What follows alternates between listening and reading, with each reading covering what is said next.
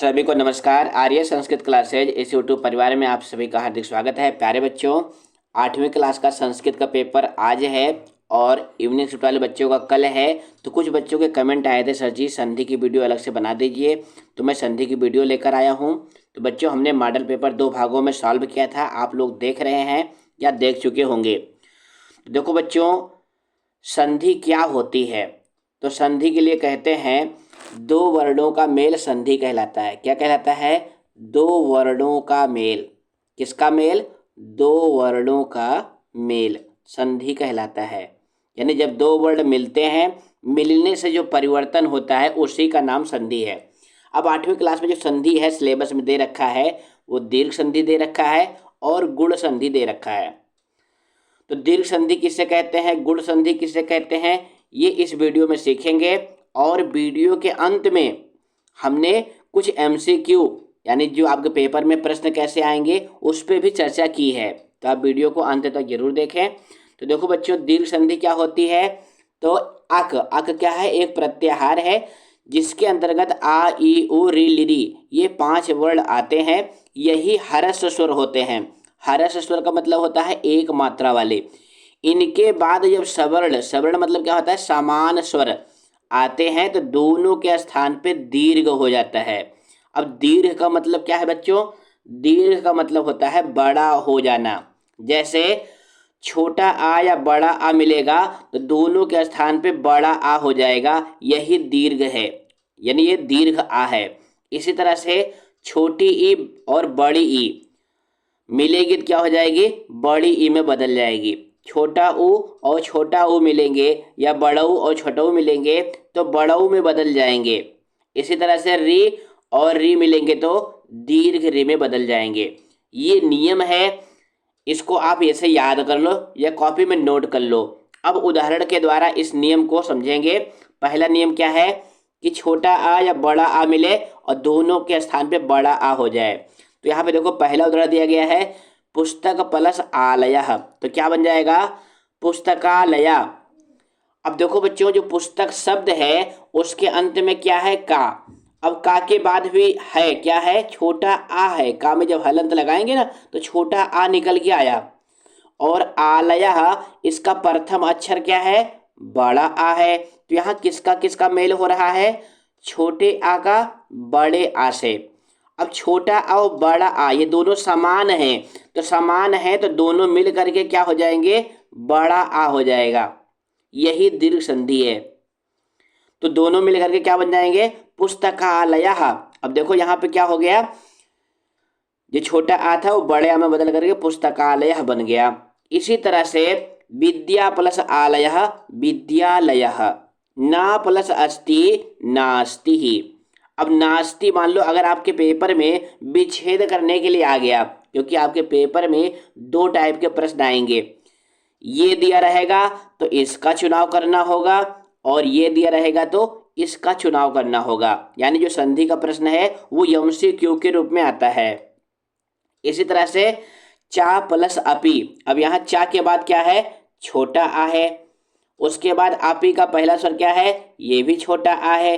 तो दोनों मिल करके क्या हो जाएंगे? बड़े आ में बदल जाएंगे। तो हमारा पद क्या बनेगा? चापी। इसी तरह से विद्या प्लस अर्थी क्या बनेगा? विद्यार्थी। अब ये सब प्रसिद्ध उदाहरण हैं जो कि आप जानते हैं। आपका नियम नंबर 2 क्या है? दीर्घ संधि के अंतर्गत छोटी ई या बड़ी ई ये दोनों मिलेंगे तो बड़ी ई में बदल जाएंगे। अब इसका भी उदाहरण देखिए, गिर प्लस इंद्र। अब गिर माने क्या होता है बच्चों? गिर माने होता है पहाड़, और इंद्र माने क्या होता है? स्वामी। तो यहाँ देखो, गिरी जो शब्द है, इस गिर शब्द के अंत में क्या है? छोटी ई है। इंद्र के पहला वर्ण क्या है? छोटी ई है। अब छोटी ई मिलेंगे यानी समान हो गए तो क्या हो जाएंगे? बड़ी हो जाएंगे। क्या हो जाएंगे? बड़ी ई में बदल जाएंगे और शब्द आपका क्या बन जाएगा? गिरीन्द्र। इसी तरह से कपि प्लस ईसह कपीसह। अब कपि माने क्या होता है जानते हो? कपि माने होता है बंदर। इसी तरह से मही प्लस ईसह महिषः। नदी प्लस ईसह नदीसः। इसके बाद अगला नियम क्या है कि छोटा ऊ या बड़ा ऊ मिलेंगे तो बड़ा ऊ में बदल जाएंगे। जैसे सु प्लस उक्ति बराबर सूक्ति ही। अब सु इसके अंत में क्या है, छोटा ऊ है, और उक्ति का पहला वर्ण क्या है, छोटा ऊ है। अब छोटा ऊ मिलकर के क्या हो जाएंगे, बड़ा ऊ। तो क्या बन गया, सूक्ति ही। इसी तरह से भानु प्लस उदय भानुदय।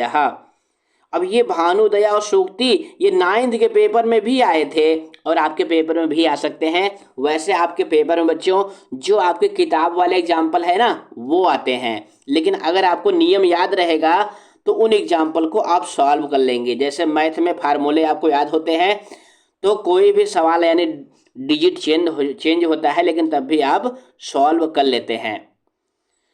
इसके बाद गुण संधि आती है। गुण संधि क्या है, तो गुण संधि के अंतर्गत क्या होता है कि छोटा आ या बड़ा आ का किससे मेल होगा, छोटी ई से बड़ी ई से। दीर्घ संधि में आपने देखा था कि आ के बाद आ आता था तो बड़ा आ में बदलता था, लेकिन गुण संधि का मतलब क्या होता है कि इसमें छोटा आ या बड़ा आ के बाद छोटी ई बड़ी ई आएगा, तो इन दोनों के स्थान पे क्या हो जाएगा, ए हो जाएगा। क्या हो जाएगा, ए। इसी तरह से छोटा आ या बड़ा आ के बाद छोटा ऊ बड़ा ऊ आएंगे, तो दोनों मिल करके क्या बन जाएंगे, ओ। छोटा आ बड़ा आ के बाद री आएगा, तो ये दोनों मिल करके क्या बन जाएंगे, अर। ये 3 नियम कॉपी में नोट कर लो, अभी भी आपके पास कुछ घंटे का टाइम है और प्रैक्टिस कर लो। अब इसका उदाहरण देखते हैं। तो जैसे पहले देखो, छोटा आ और छोटी ई इन दोनों के मेल से क्या होगा, ए। जैसे उप प्लस इंद्र उपेंद्र। अब यहां देखो उप के अंत में क्या है, उप जो शब्द है इसके अंत में है छोटा आ, और इंद्र का पहला वर्ण क्या है, ई। तो आ और ई मिलेंगे तो क्या हो गया, ए। तो हमारा शब्द क्या बन गया है, उपेंद्र। अब बच्चों मान लो आपके पेपर में विच्छेद करने के लिए आ गया, मान लो उपेंद्र एक ही मात्रा है, तो आप उसका विच्छेद किस में करेंगे, आ में और ई में करेंगे। अब छोटा आ होगा, छोटी ई होगा, ये आपको उसके अर्थ के अनुसार देखना पड़ेगा। इसी तरह से देव प्लस इंद्र देवेंद्र, गण प्लस ईशः गणेशः, महा प्लस ईशः महेशः, नर प्लस ईशः नरेशः। ये सारे उदाहरण हैं, आप इनको कॉपी में नोट कर लेंगे। उसके बाद दूसरा नियम क्या है कि छोटा आ या बड़ा आ के बाद छोटू बड़ू आए तो दोनों के स्थान पे ओ हो जाएगा। कैसे, जैसे यहाँ पे देखो भाग्य प्लस उदय। अब भाग के अंत में क्या है, छोटा आ है, उदय का पहला वर्ण क्या है, छोटा ऊ है, तो ये दोनों मिलेंगे तो किस में बदल जाएंगे, ओ में। तो आपका शब्द क्या बन गया, भाग्योदय। इसी तरह से क्या वह है, सूर्य प्लस उदय सूर्योदय, हित प्लस उपदेश हितोपदेश, महा प्लस उत्सव महोत्सव, गंगा प्लस उदकम गंगोदकम, पर प्लस उपकार परोपकार। अब इसमें ये दोनों एग्जाम्पल बहुत महत्वपूर्ण है, परोपकार और सूर्योदय।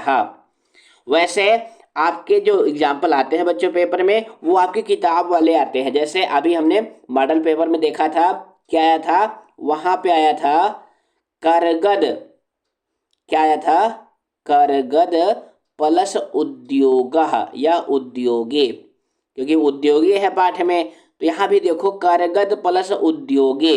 अब यहाँ भी किसका मेल हो रहा है, आ का और ऊ का मेल हो रहा है, तो दोनों के स्थान पे क्या हो जाएगा, ओ हो जाएगा। तो आपका शब्द क्या बन जाएगा, करगद प्लस उद्योग उद्योगे, दोनों मिलकर के क्या बन जाएंगे, ये बन जाएगा आपका करगदोद्योगे। क्या बन जाएगा, करगदो उद्योगे। इस तरह से लिखेंगे इसको, करगदो उद्योगे, ये हो जाएगा। तो यही आपको पेपर में ध्यान देना है। उसके बाद इसका नियम नंबर 3 है कि छोटा आ या बड़ा आ री के साथ मिलेंगे तो अर हो जाएगा। क्या हो जाएगा, अर। ये थोड़ा सा कठिन होता है लेकिन ध्यान देना। महा प्लस ऋषि ही, अब यहाँ महा के बाद क्या है, बड़ा आ, और ऋषि का पहला वर्ण क्या है, री, तो आ और री के स्थान पे क्या हो जाएगा, अर। अब जब अर होगा तो महा का तो बड़ा आ निकल गया तो छोटे आ में बदल जाएगा, और ऋषि भी, ऋषि का ऋ गायब हो जाएगा, रा उसके बाद वाले वर्ण पे लग जाएगा तो महर्षि बनेगा। इसी तरह से देव प्लस ऋषि देवर्षि, ग्रीष्म प्लस ऋतु ग्रीष्म ऋतु। अब ये ग्रीष्म ऋतु का जो उदाहरण है बच्चों, ये आपकी पुस्तक में भी आया हुआ है तो ये आ सकता है। अब इसके बाद हम देखेंगे कि हमारे पेपर में कैसे प्रश्न आएंगे। देखो बच्चों, आपके पेपर में इस तरह से प्रश्न आएंगे, ये आपके सिंपल मॉडल पेपर का ही क्वेश्चन हमने यहाँ पे लगाया हुआ है। जैसे नर प्लस अधिपस, अब इस तरह का क्वेश्चन अगर आपके पेपर में आ गया तो नर प्लस अधिपस, यहाँ भी देख रहे हैं नर के बाद क्या है आ, अधिपस का क्या है छोटा आ, तो दोनों के स्थान पे बड़ा आ हो जाएगा दीर्घ संधि के अंतर्गत। तो कौन सा विकल्प सही होगा, इसमें सही होगा ये पहला विकल्प नराधिपस्य। इसी तरह से नगारोहणम, अब यहाँ नगारोहणम में क्या मिल गया आपको ओ, अब ओ किस में टूटेगा, ओ टूटेगा आ में और ओ में, किस में टूटेगा आ में और ऊ में, नगारोहणम। अब यहाँ देखो ना नगारोहणम, अब यहाँ आपको ध्यान देना है कि गुण संधि है दीर्घ संधि है, इसका भी ध्यान देना है। तो नगारोहणम में गुण संधि नहीं है दीर्घ संधि है। कैसे, इसका एक शब्द तो है नग, नग माने होता है पहाड़, और दूसरा शब्द क्या है आरोहणम, आरोहणम माने होता है चढ़ना। ये किस में आया हुआ है, सदैव पुरतो निधेय चरणम वाले पाठ में आया हुआ है, नग प्लस आरोहणम। तो कौन सा विकल्प सही होगा, ये आपका जो है खा वाला विकल्प सही होगा। इसके बाद करगद प्लस उद्योगे, तो इसका क्या हो जाएगा करगदो उद्योगी, आपका का वाला विकल्प सही होगा। इसी तरह से जो अगला उदाहरण है ये बहुत महत्वपूर्ण है, विनयोपेता, क्या लिखा हुआ है विनयोपेता। अब इसका विच्छेद करेंगे तो हो जाएगा विनय प्लस उपेता। अब उपेता माने क्या होता है, उपेता माने होता है युक्त। तो यहाँ भी देख रहे हैं कि गुण संधि है, आ और उ मिलेंगे तो ओ हो जाएगा विनयोपेता।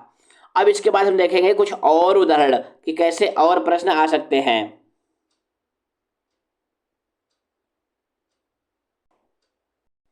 तो ये देखो बच्चों, आपका पेपर जो है इस तरह से आएगा। प्रश्न नंबर 4 में लिखा रहेगा अधोलिखित वाक्येषु रेखांकित पदेषु संधि संधि विच्छेदम व कुरुत, यानी संधि करिए और संधि विच्छेद करिए, और ये भी एमसीक्यू के रूप में रहेगा।